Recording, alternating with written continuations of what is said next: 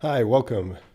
If you've been following along with my investigations on different artificial sweeteners, then you'll know that this is not my first video, my first study analysis on the topic of sucralose and its effect on insulin sensitivity. I've covered, up to this point, I've covered 3, maybe 4 other studies on the topic, and this is the 4th or 5th study that I've been looking at this particular topic. And it's been rather confusing because there have been some studies that have shown one result, and then other studies have shown the exact opposite result.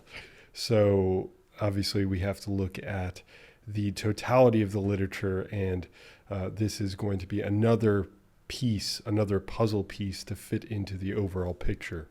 So this video is going to be looking at the effect that sucralose has on insulin sensitivity. And we're also going to go over a few of the mechanisms as well, or the proposed mechanisms for the effect that sucralose might have for insulin sensitivity.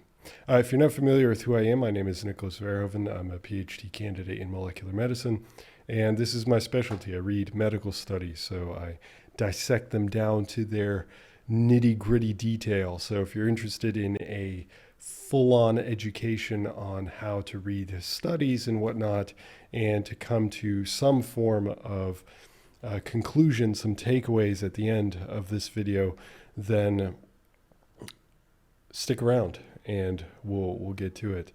All right, well, with that introduction out of the way, let's go ahead and jump into it as always. If you've been following Physionic for a while, you know the deal here. So the topics that we're going to be covering specifically for the public version of this study analysis is, does sucralose have an insulin sensitivity effect? So the promise that I mentioned in the introduction.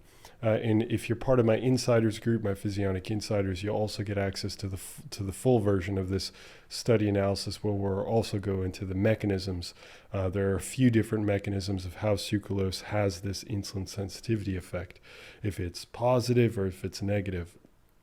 So if you're interested in the full version of this study analysis, along with all my other study analyses and seminars and office hours where you get to ask questions live, then hop on over to my Physionic Insiders and sign up, and I'll be happy to speak with you there. But if you're interested in just this first question, let's go ahead forward now. So the answer that we're getting is going to be coming from this particular study called Sucralose Decreases Insulin Sensitivity in Healthy Subjects, a Randomized Control Trial. Now, as usual, if you've been following Physionic for a while, there have been times where I have disagreed with the title or the conclusions that the researchers offer. As a matter of fact, there was a recent study on sucralose that I was less forgiving in terms of agreeing with the interpretation that the researchers offered, but there were particular reasons for that, and you can go check out that video if you're intrigued by what I'm saying there. So as you can see, this is their conclusion, but we're going to see if that actually holds true. Here's the DOI. If you're interested in if this isn't enough information, you can just type in this DOI number or this I guess it's not just numbers, but also letters, and it'll give you the study as well. And also, of course, have it linked for you. And as usual, I'm continuing this trend of also paying attention to the funding source. And it's a little difficult to find the funding source for this one, but mainly because it's in Spanish, and I don't speak Spanish.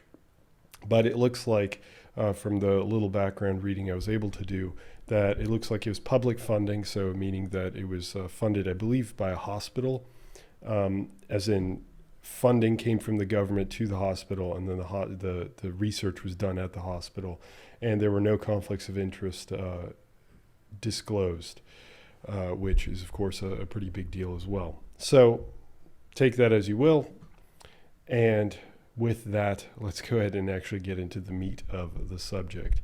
So to look a little bit at the study design, they had, that's an arrow, by the way, they recruited 66 men and women, mostly women actually. They had about 75% women, and I'll show you some of the statistics on that as well.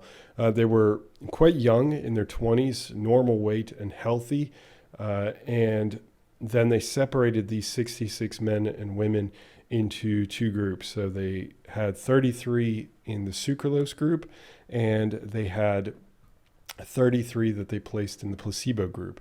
So the way it worked is that these individuals just maintained their nutrition as they normally would, and then they consumed X amount of sucralose per day or X amount of placebo, which is non-sucralose, so not sucralose. And they do that every single day for 2 weeks, and then they have measures taken before they start consuming their particular intervention, if that's sucralose or that's placebo, and then again after 2 weeks. And then they do a comparison that's called a within treatments comparison, comparing the baseline versus the end result. And then they also compare between the two end results, so comparing between the sucralose and the placebo end results. And the idea is to hopefully not see any differences with the placebo, and to hopefully, well, if there is a difference, to actually be able to detect a difference with the sucralose condition. Now, two more things. One, if you look at the statistics, this is an issue that I brought up in one of the other study analyses, but they had a power set at 80%, which is standard, and they were looking for an effect of 20% on insulin sensitivity. So meaning that the study has to have enough participants and collect enough data to accurately determine if you're actually going to see a difference. So is there enough oomph, is there enough power in the study to detect a difference if there is a difference? So they had, for anybody in statistics, they had a power of 80% to detect a 20% difference. If you're not into statistics, then I guess you don't have to worry about it too much. Although technically, if we want to be completely accurate, we do have to look at that kind of stuff. Now, in terms of the amount of sucralose that they consume 15 milligrams per kilogram of body weight. So let's say a person weighed 100 kilograms, then it'd be 100 times 15 milligrams. And that is a lot of sucralose, to be honest. So what you would find in, like, let's say your typical products, so anything that contains like Splenda, for example, but I looked up a few different foods. So I looked up like Diet Coke that specifically uses Splenda because there's different versions, and that only contains about 40 milligrams. So that's not 15 milligrams per kilogram, that's 40 milligrams total. So 40 milligrams compared to 1,500, let's say if you weigh 100 kilograms, then you'd be consuming 1,500 milligrams per day. That's a huge increase, way more than the 40 milligrams. So that is something that's extremely important because it really puts things in perspective, and I'm going to have to add some perspective a little bit later on as well. So keep that in mind. It's a lot of sucralose. Okay, so to look at these numbers here, again, I understand that when you see this kind of stuff, you think your eyes glaze over or you have no interest in this, but this is important, and it's actually super simple. There isn't going to be, we're going to fly through this. So here we've got our intervention group, so that's the sucralose group. We've got our control group, which is the placebo group, and we've got 33 individuals in each group. Then here they've got their statistical test. So if any of these are under 0.05, that's their cutoff point, then that means there is a statistically significant difference between the two groups. So what does that mean? That means that here we're looking at the baseline values. So we're trying to determine if before the study even begins, are there differences between the two groups that may skew the results later on? So if, let's say, the intervention group, they were 50 years old and the control group was 22 years old, and the intervention group saw worse health at the end of the study? Well, it could be because of their age, not necessarily because of the sucralose.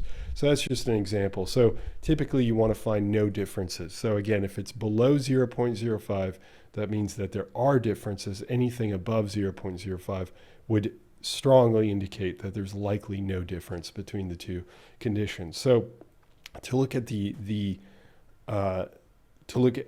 age, we're looking at 23 versus 23 with a range of 22.5 to 26.5 or 22 to 25, but there's largely no difference between those two. And if you look at the number of women, so females, it was percentage-wise, 72% made up the intervention group and 75.8% made up the control group. Again, not statistically different, but something to keep in mind is that there were more women than there were men in the study. So the results might skew more towards women. And then you can do that all the way down. So you can look at weight, height, BMI, waist circumference, all these different metrics, looking at some of their health metrics, looking at their insulin resistance before they started the study, their fasting glucose levels, their body fat, their cholesterol levels. Like, you can do that all the way down, but I'll go ahead and tell you there are no differences across any of these conditions. One got somewhat close, so looking at diastolic blood pressure, but there's still no difference. And you also have to think to yourself, is there a physiological reason for why diastolic blood pressure would throw things off? And I can't think of any, at least not with a change of 3. So these are just a few of the considerations, but I wanted to show them just to be transparent, and because sometimes I miss things that other people notice. So if you want to pore over this, certainly feel free. But statistically speaking, there are no differences between the groups before the study starts at baseline. So then looking at the actual insulin sensitivity and so this is SI, is insulin sensitivity. Typically the higher the better. There are certain contexts where that's not true, but for the most part, the higher the better. And AIR is acute insulin response. So they're talking about the amount of insulin that's released from the pancreas within a given amount of time. So it's like 30 minutes or 60 minutes or whatever it might be. So these are two different measures, and I've truncated this. There's actually more data than this, but this is the most pertinent data. So just as an FYI, if you actually look at the study, there's a little bit more data as well that's included.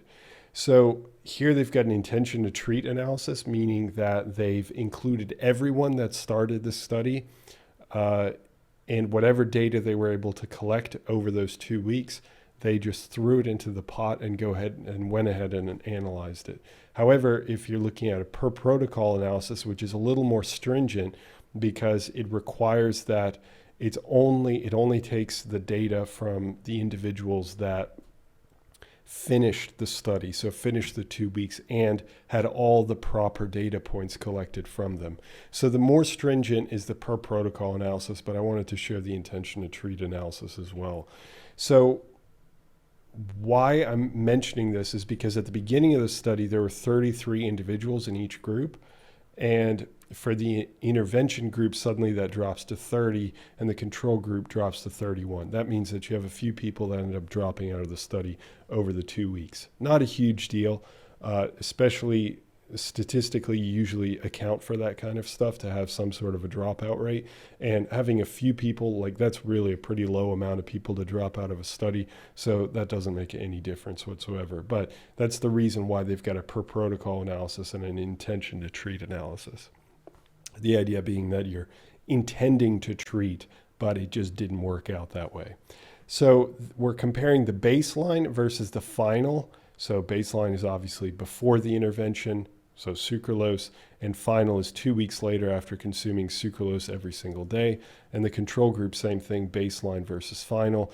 We're looking at percent change, but really what we're more interested in is the statistical analysis, which they've got 4 different statistical analyses here. So to make sure that we're on the same page here, this P2 is a comparison of the baseline versus the baseline.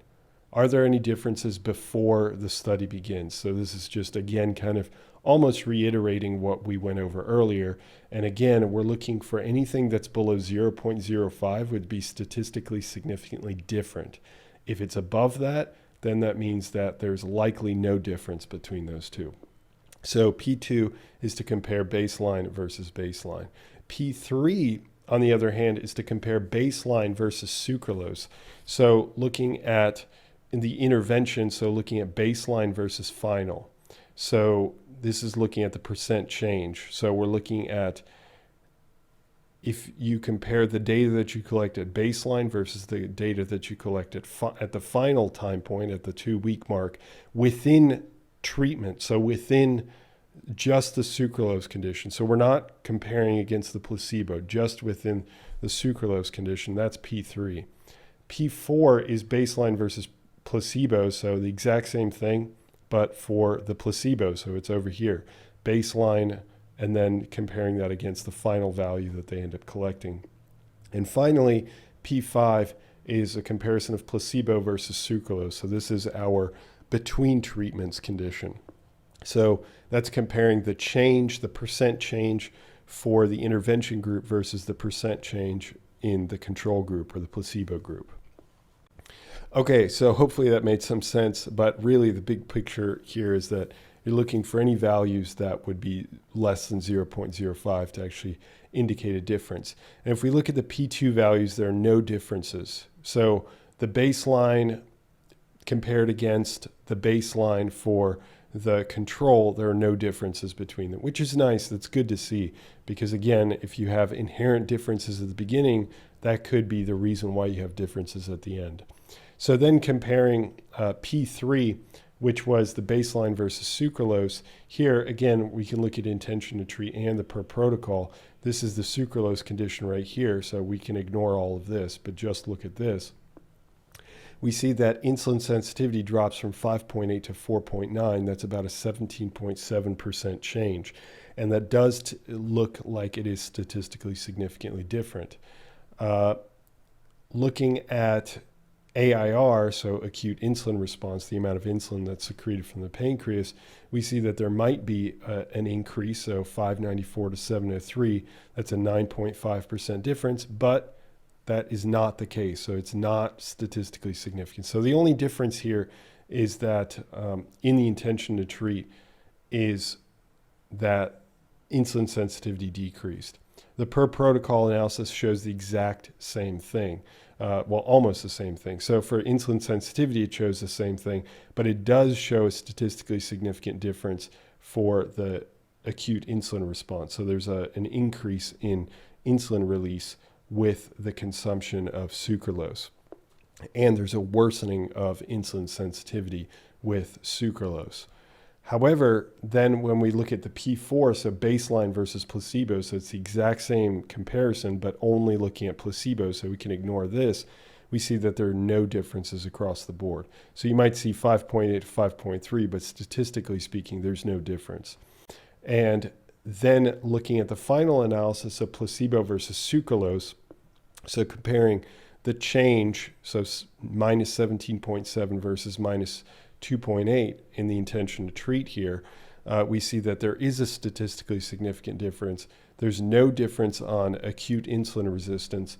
There is a difference when we look at the per protocol analysis, and there's still no difference between the two when looking at acute insulin resistance.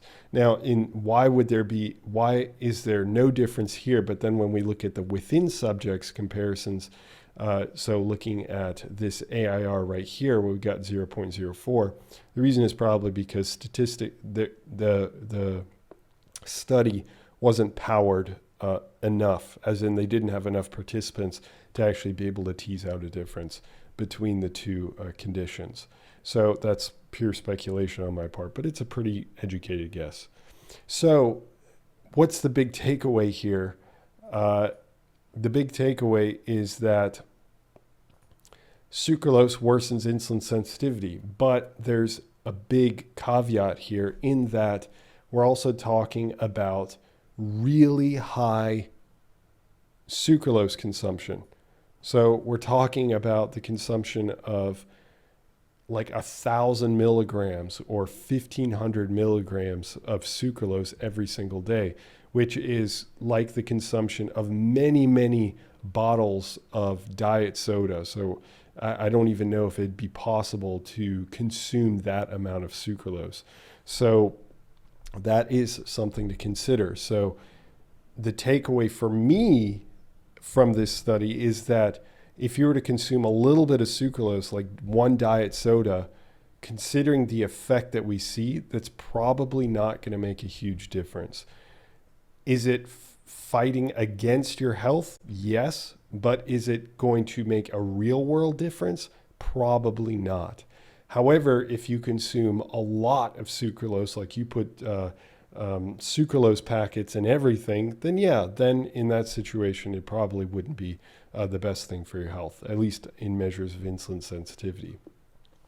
Now, if you're interested in covering how does sucralose actually worsen insulin sensitivity, actually looking at the mechanisms themselves, then I certainly welcome that you join the Physionic Insiders, where you get access to this full version of this study analysis, all my other study analyses, all future study analyses, as well as seminars where I package all of the data together into applicable takeaways that are it's like hour-long videos where I explain everything, put it all together for you in one package so that you walk away with applicable takeaways and office hours, and there's a bunch of benefits. So if you're interested, hop on over there. And with that, thanks for watching, thanks for listening, and I'll speak to you in the near future. Bye.